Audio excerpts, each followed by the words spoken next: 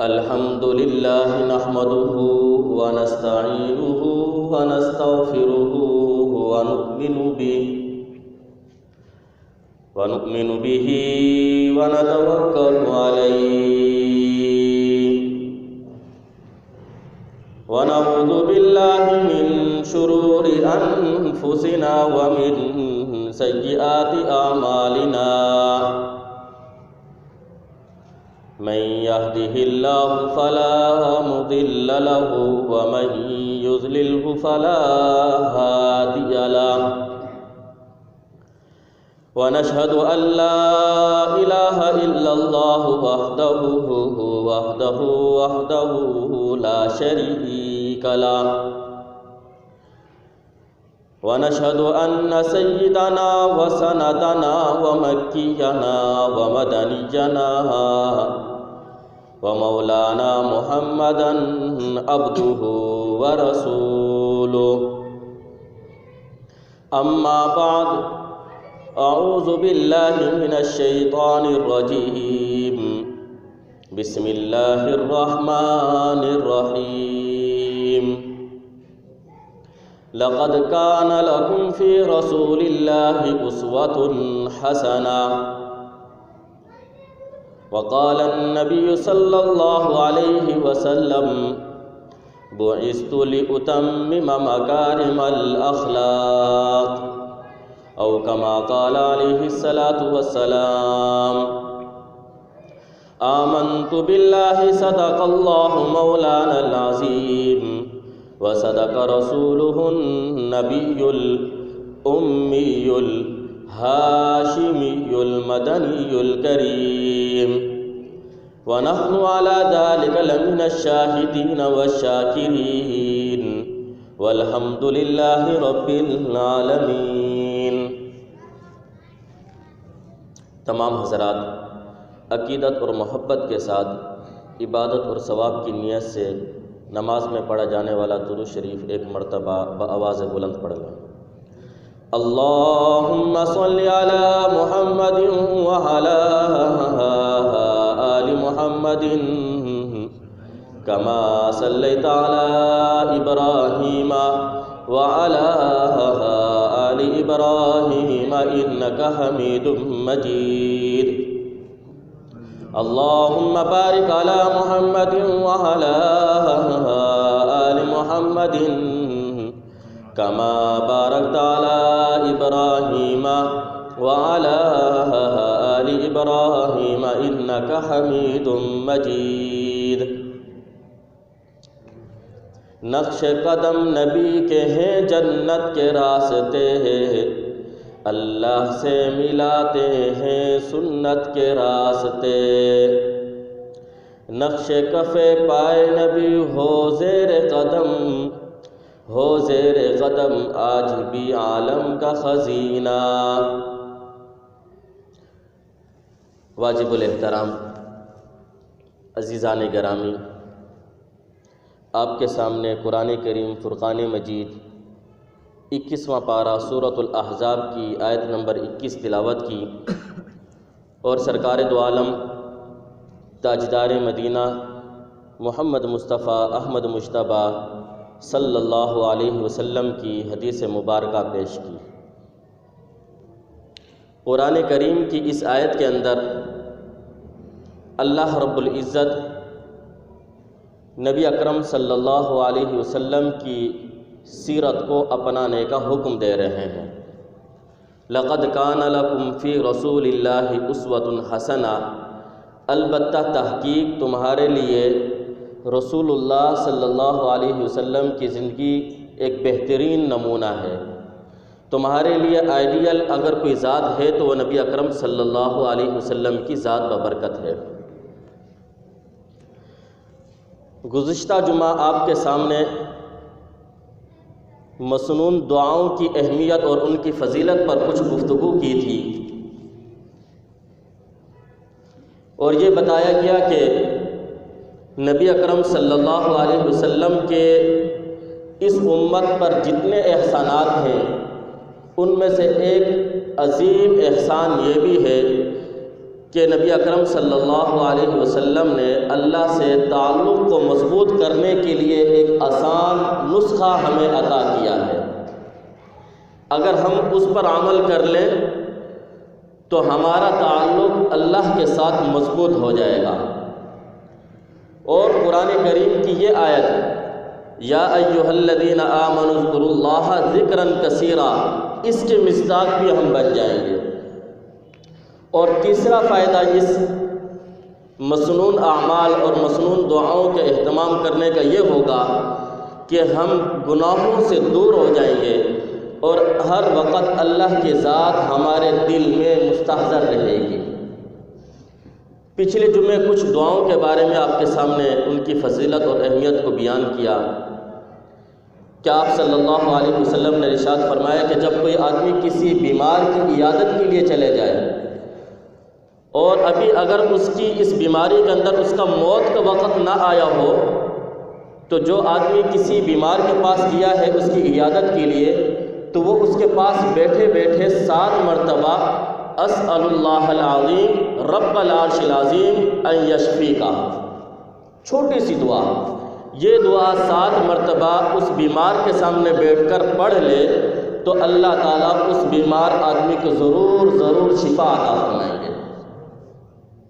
اور اسی طریقے سے ایک اور دعا آپ کے سامنے پچھلے جمعے میں نے ذکر کی۔ صحابی فرماتے ہیں کہ جب سے میں نے اسلام قبول کیا اس وقت سے میرے جسم کے اندر تکلیف رہتی تھی، درد رہتا تھا۔ آپ صلی اللہ علیہ وسلم کو بتایا گیا تو آپ نے فرمایا کہ اپنے درد والی جگہ پر ہاتھ رکھو اور 3 مرتبہ بسم اللہ الرحمن الرحیم پڑھو، پھر اس کے بعد یہ دعا پڑھو، اعوذ بعزت اللہ وقدرتہ من شر ما اجد واحاذر۔ یہ 7 مرتبہ دعا پڑھ کر اپنے درد والی جگہ پر پھونک مارو، آپ کی یہ بیماری، آپ کی یہ تکلیف ختم ہو جائے گی۔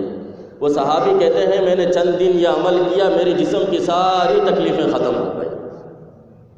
تو یہ مسنون اعمال، یہ مسنون دعائیں اگر ہم اس کا اہتمام کریں تو گویا کہ یہ دنیا کے اندر بھی ہمارے لیے سکون اور راحت کا سبب بنیں گی اور آخرت کے لیے بھی ہمارے لیے آسانی کا سبب بن جائیں گی۔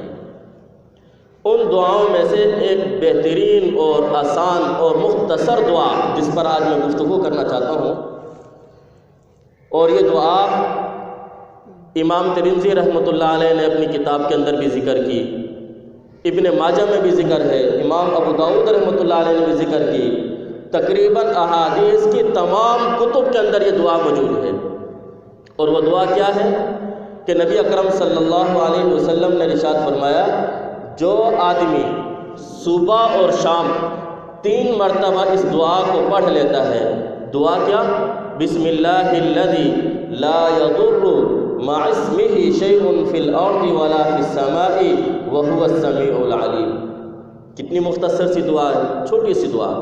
جو آدمی صبح اور شام 3 مرتبہ اس دعا کو پڑھ لیتا ہے، آپ نے فرمایا لا یضرہ شیء، اس کو زمین اور آسمان کے اندر ضرر پہنچانے، نقصان پہنچانے والی چیزوں میں سے کوئی چیز نقصان نہیں پہنچائے گی، کوئی چیز اس کو نقصان نہیں پہنچائے گی۔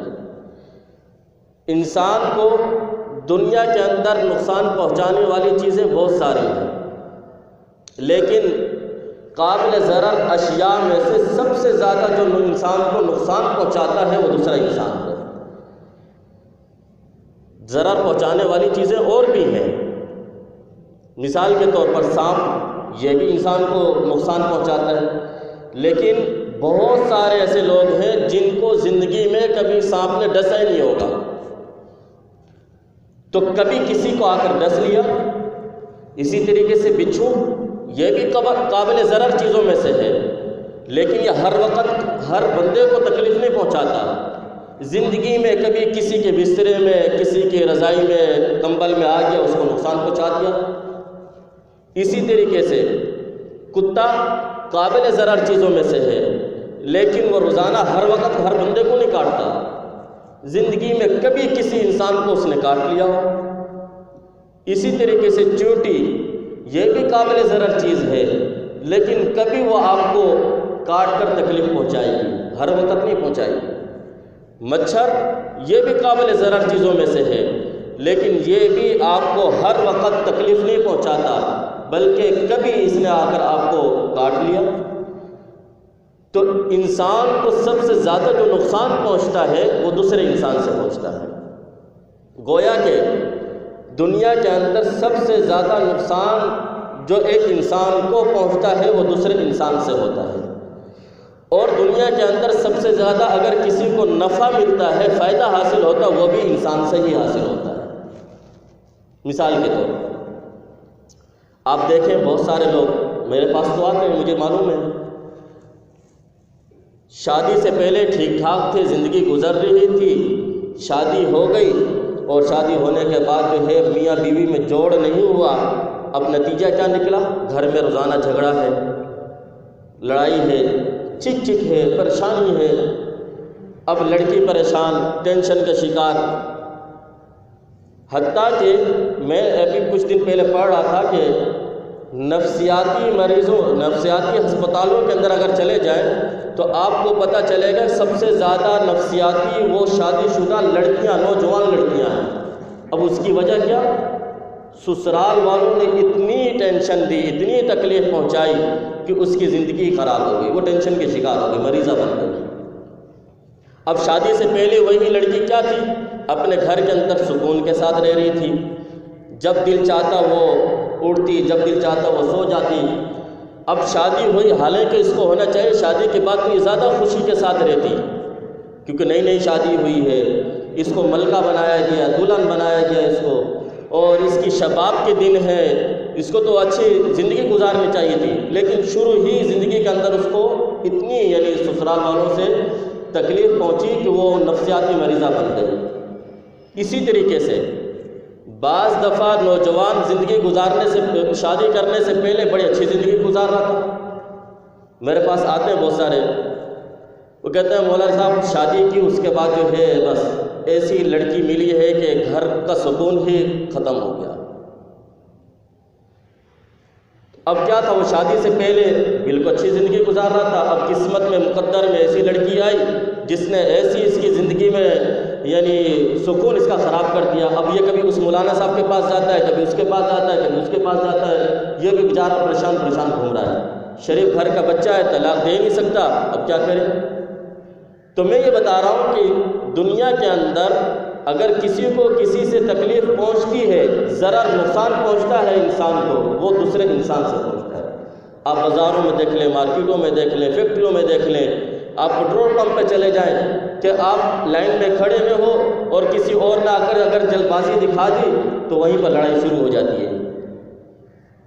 تو بہرحال تو نبی اکرم صلی اللہ علیہ وسلم نے کیا فرمایا؟ جو آدمی صبح اور شام تین مرتبہ اس دعا کو پڑھ لیتا ہے، بسم اللہ الذی لا یضر مع اسمہ شیء فی الارض ولا فی السماء وہو السمیع العلیم، اس کو زمین اور آسمان کی نقصان پہنچانے والی چیزوں میں سے کوئی چیز نقصان نہیں پہنچائے گی۔ کتنی بڑی دعا، مختصر سی دعا ہے لیکن اس کی فضیلت کتنی بڑی اور فائدہ کتنا بڑا ہے اس کا۔ اور یہ دعا آپ صلی اللہ علیہ وسلم اپنے صحابہ کو سکھایا کرتے تھے، بالخصوص مجاہدین کو سکھایا کرتے تھے۔ حضرت خالد بن ولید رضی اللہ عنہ کے نام سے کون واقف نہیں آج؟ کتنے بڑے صحابی تھے، سپہ سالار، اور جن کا لقب سیف اللہ، اللہ کی تلوار۔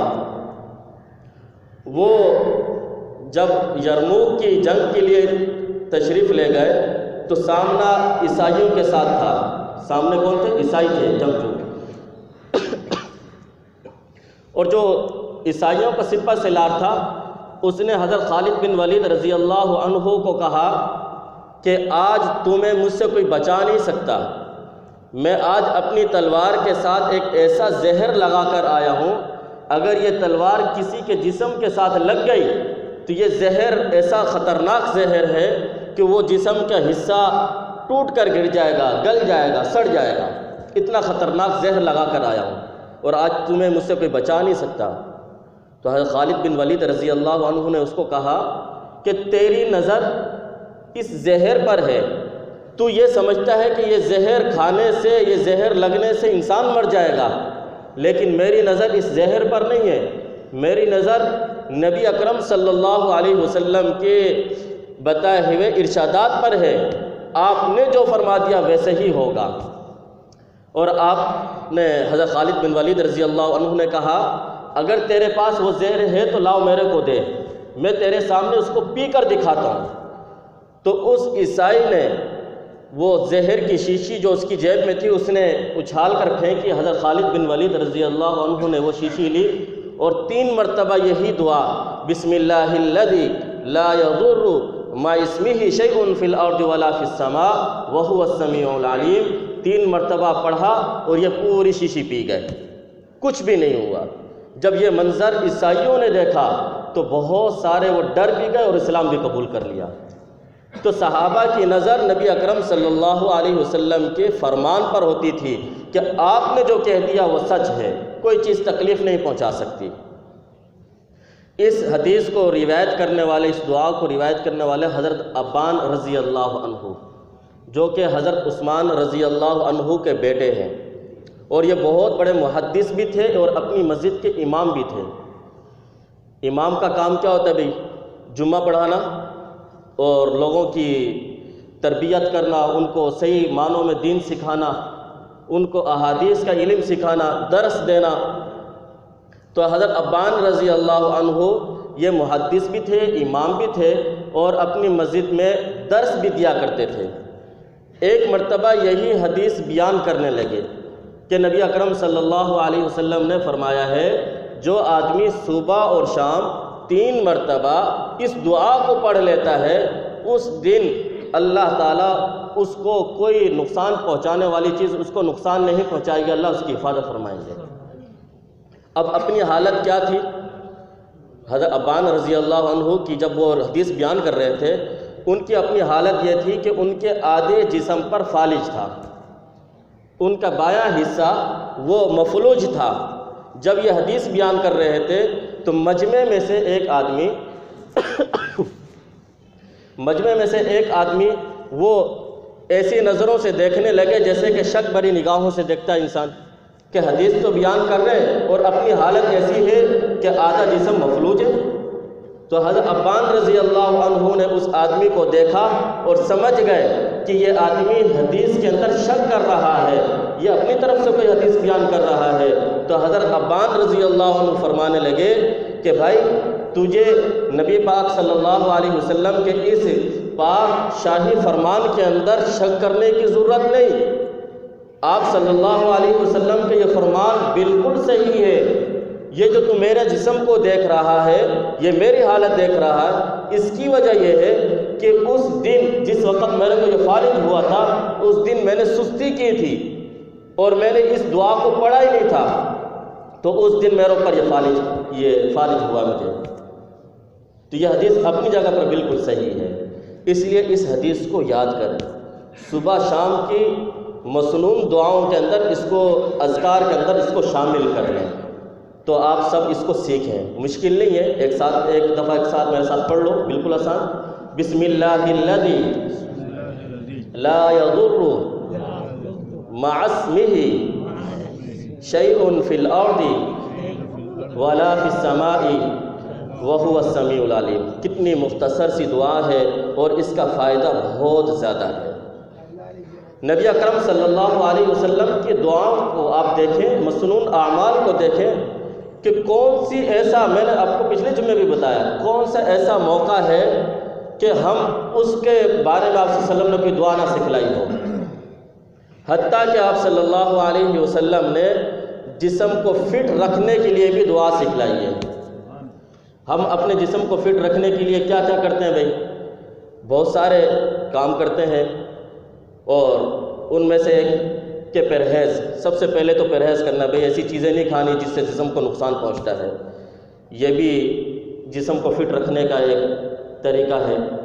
اور دوسرا طریقہ واک کرتے ہیں، ورزش کرتے ہیں، یہ بھی جسم کے فٹ رکھنے کا ایک طریقہ ہے۔ اور اسی طریقے سے کیا کرتے ہیں بھئی، اپنے جسم کو کام کرنے کا عادی بناتے ہیں، مشقت کا عادی بناتے ہیں تاکہ جسم کیا رہے، فٹ رہے۔ اور بھی بہت سارے طریقے ہیں، لیکن یہ سارے طریقے تو اختیار کرتے ہیں، اور جو اصل طریقہ نبی اکرم صلی اللہ علیہ وسلم نے ہمیں سکھلایا ہے، بتلایا ہے، اس پر عمل نہیں کرتے۔ اس وجہ سے یہ بیماریاں ہمارے اوپر حملہ آور ہوتی ہیں۔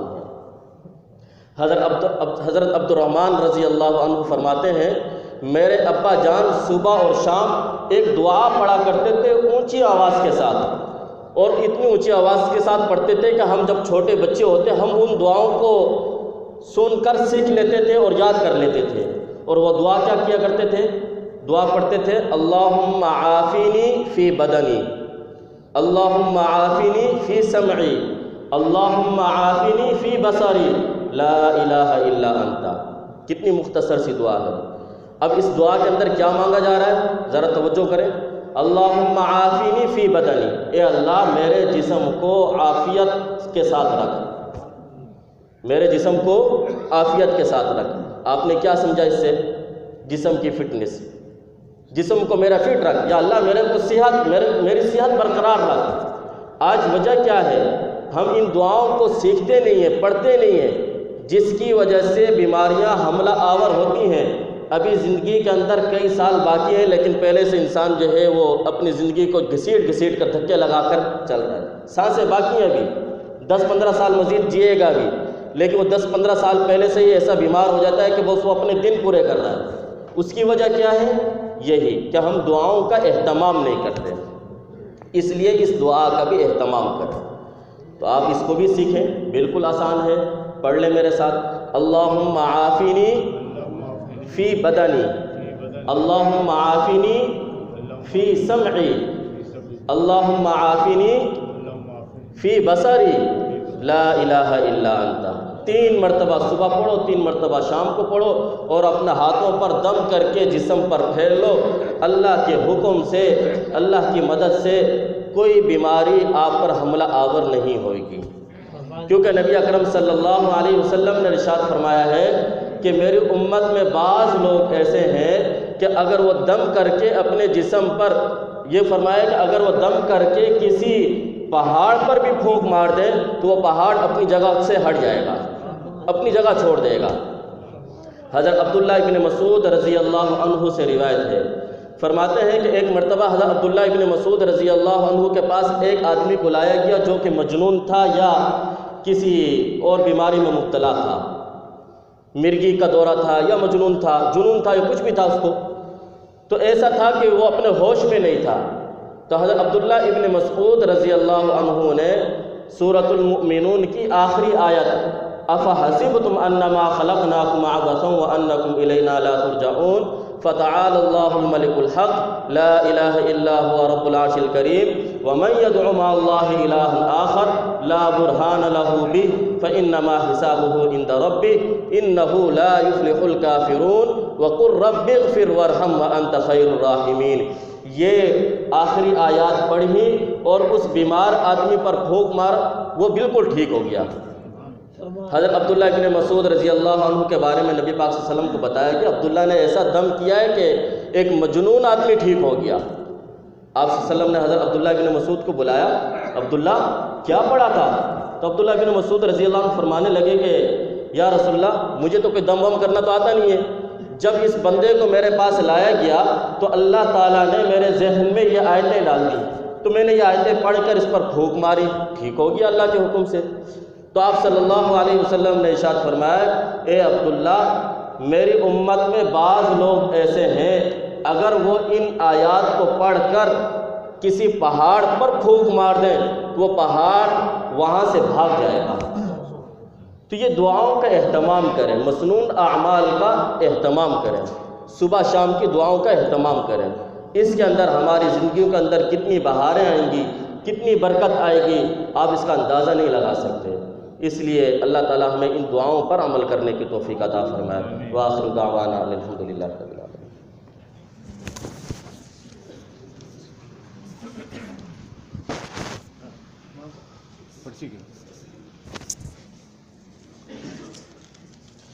اچھا یہ ہمیں کرنا ہے کہ آج کوئی فائرنگ وائرنگ نہ کرے کھانے کی طرف سے، فائرنگ کرنا جرم ہے، اس کی سزا ہے، اس طرح کا بندہ کرنا۔ بس اپنا دھیان رکھیں اس میں بول کے